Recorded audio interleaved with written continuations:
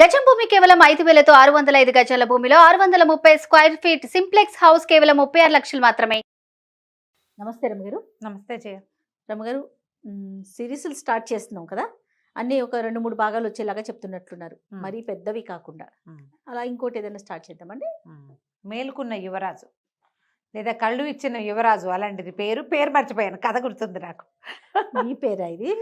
మీరు పెట్టిన పేరా? నేను అదే అని భావిస్తున్నా, కాస్త అటు ఇటుగా అంతే అనుకో, ఎప్పుడో 60s లో వచ్చిన చందమామ కథ. మేలుకున్న యువరాజు బాగుందండి. బాగుంది కదా, కళ్ళు విప్పిన యువరాజు బావుల. బాలే, అది పెట్టుకుందాం రమ్మగారు. మేలుకున్న యువరాజు. పూర్వం అవంతి రాజ్యానికి ఓ రాజుగారు ఉండేవారు. ఆయనకి పిల్లలు లేరు పాపం. చాలా ఏళ్ళకి ఆయన వృద్ధుడైపోయాక ఆయనకు ఒక కుమారుడు కలిగాడు. పిల్లాడు భలే అందగాట, చక్కగా ఉన్నాడు. ఆయన సుందరుడు అని పేరు పెట్టుకున్నారు. అందగాడు కాబట్టి పెట్టుకున్నారు. భార్య ఎక్కువ కాలం ఉండాల. పిల్లాడు కాస్త 4 ఏళ్ళు రాసేసరికి ఆవిడ చనిపోయింది.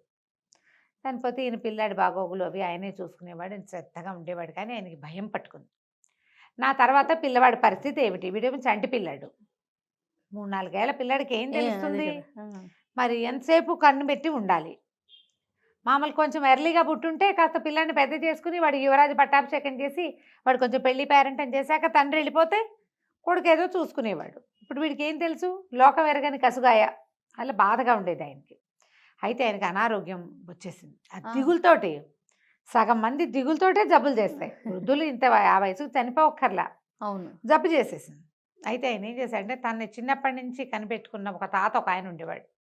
ఈయన వృద్ధుడయ్యాడు, ఈయనని తాత అనేవాడు ఎంత పెద్దవాడు.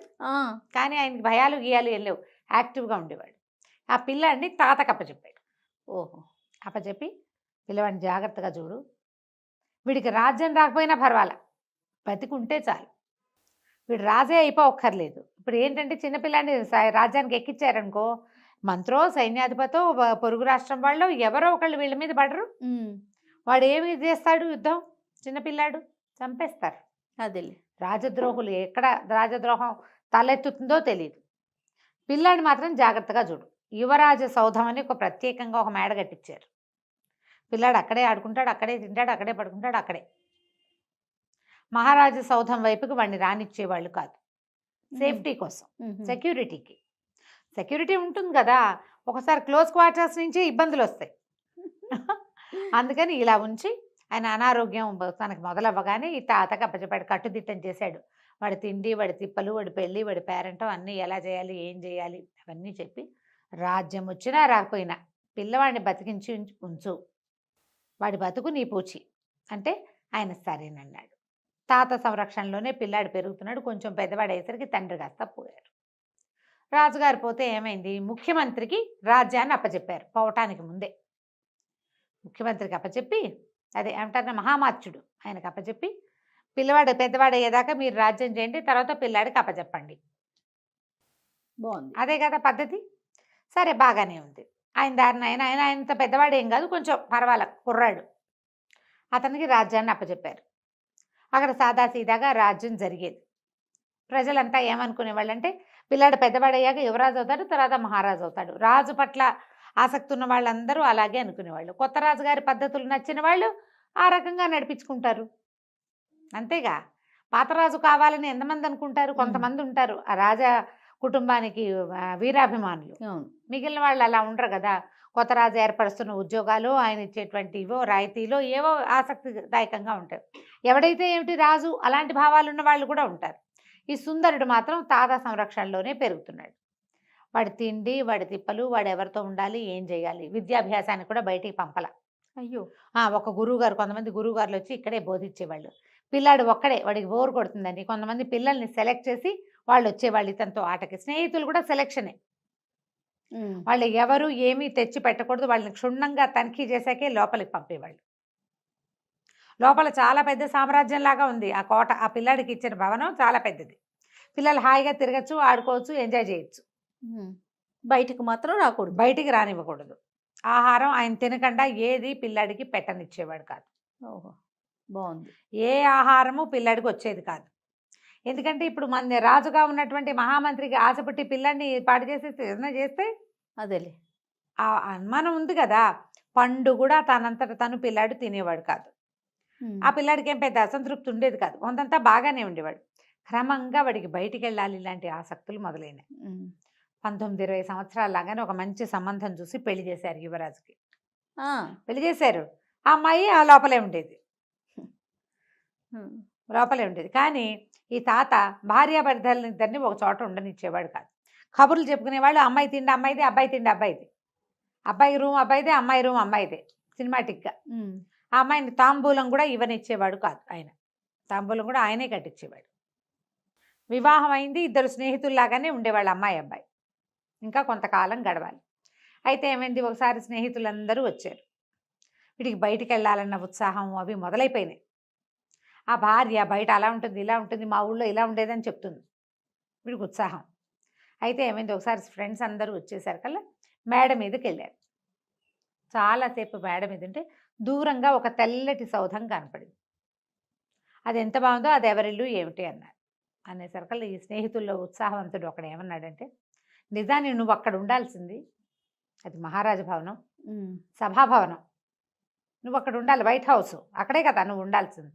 కానీ ఏమిటంటే మరి మీ నాన్నగారు చనిపోవటం వల్ల, నీకు ఈ సంరక్షణ వల్ల, మహామంత్రికి రాజ్యాన్ని అప్పగించడం వల్ల నువ్వు ఇంకా ఇలాగే రాజుగారి అబ్బాయిగానే, పాత రాజుగారి అబ్బాయిగానే ఉండిపోయావు అని చెప్పేశారు కల్లా వీటి కిందకు వచ్చి, నేను ఊళ్ళోకి వెళ్తాను, ఆ మహారాజు సౌధం చూడాలనుకుంటున్నానని చెప్పాడు.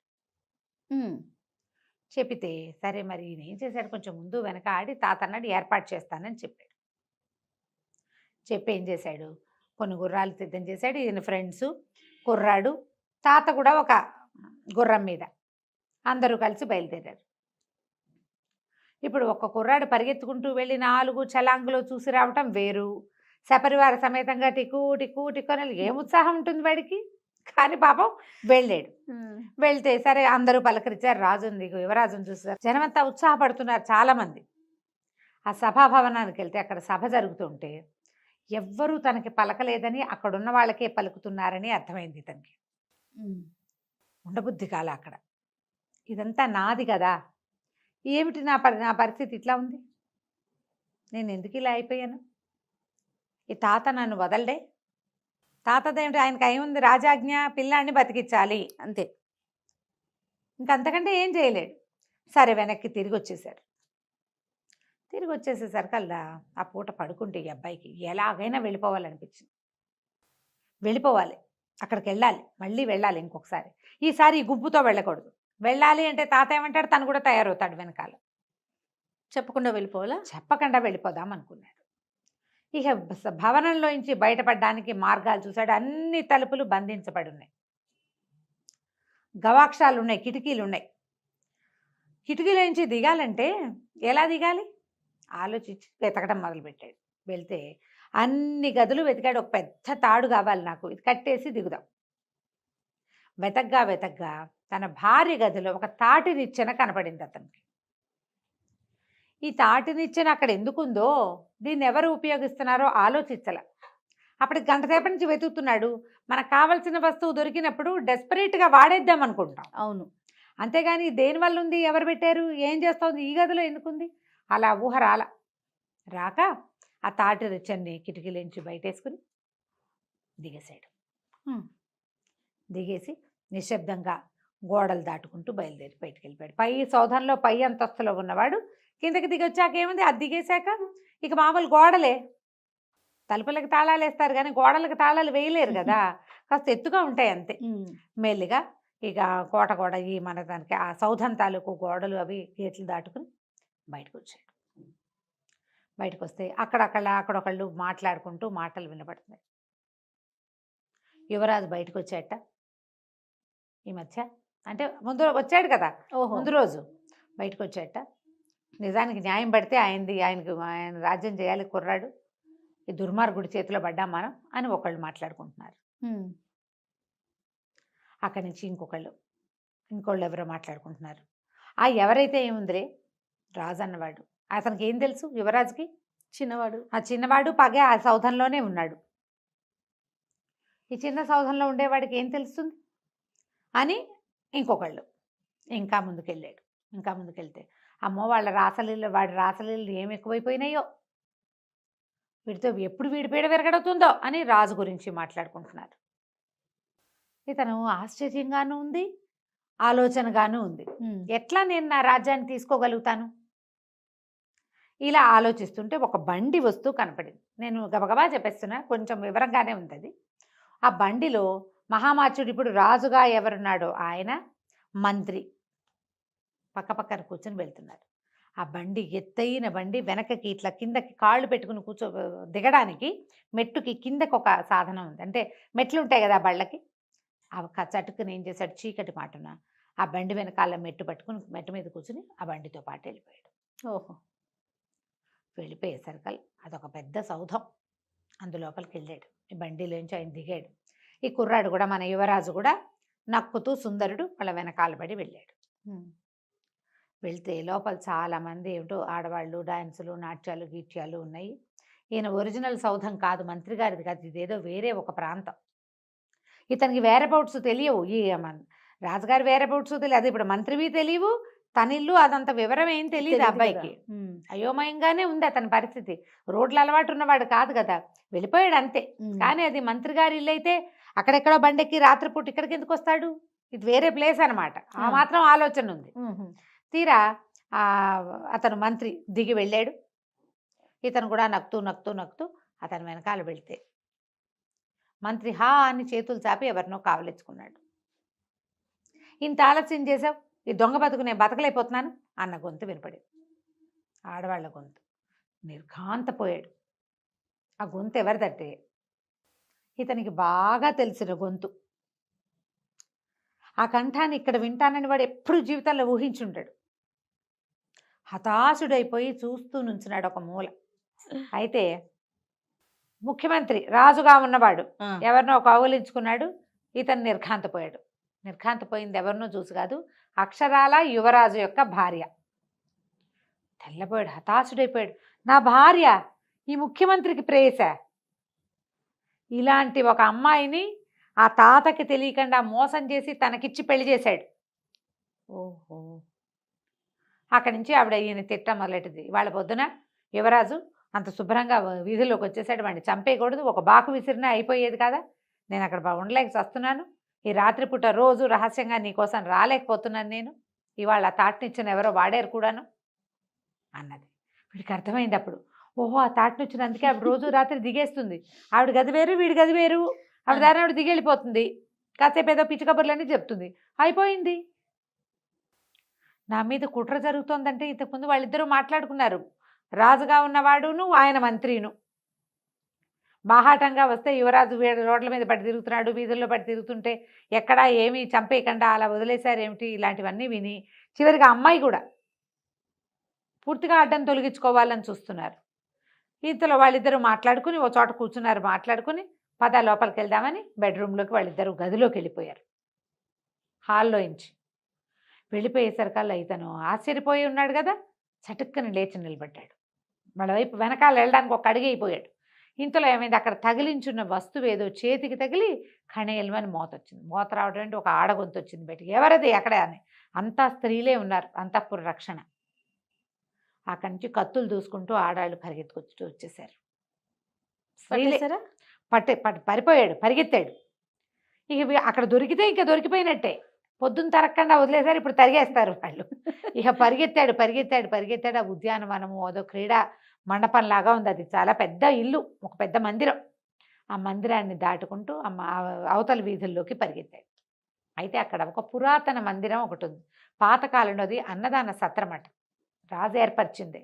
ఈ కొత్తగా వచ్చిన రాజుగారు అన్నదానాలు గిన్నదానాలు అని మానేశాడు. 10 సంవత్సరాలు అయిపోయింది. సుందరుడు 8 ఏళ్ల వాడుగా వాళ్ళ నాన్న పోయాడు. ఇప్పుడు 18 సంవత్సరాలు వచ్చినాయి అతనికి, 19 ఏళ్ళు. ఈ 10-12 ఏళ్లలో ఈవిడు బాగా బలపడిపోయాడు కదా. అన్నదానం మూసేస్తే ఆ ఊళ్ళో ఉన్నటువంటి బిచ్చగాళ్ళు, బీద బిక్కి జనము వాళ్ళంతా ఆ బిల్డింగ్లో ఉంటున్నారు. సరే ఆ జనాల మధ్యలోకి పరిగెత్తాడు. ఆలోచించుకుంటున్నాడు, నా మీద కుట్ర, నేను ఆ మందిరంలో ఉన్నంత కాలమే నాకు రక్షణ, అది కూడా లేదు. ఇప్పుడు భార్య ఒకటి ఉంది, అది ఏనోడు కాటేస్తుందో లేదు, ఏదో ఒకరోజు ఏం చేసేస్తుందో.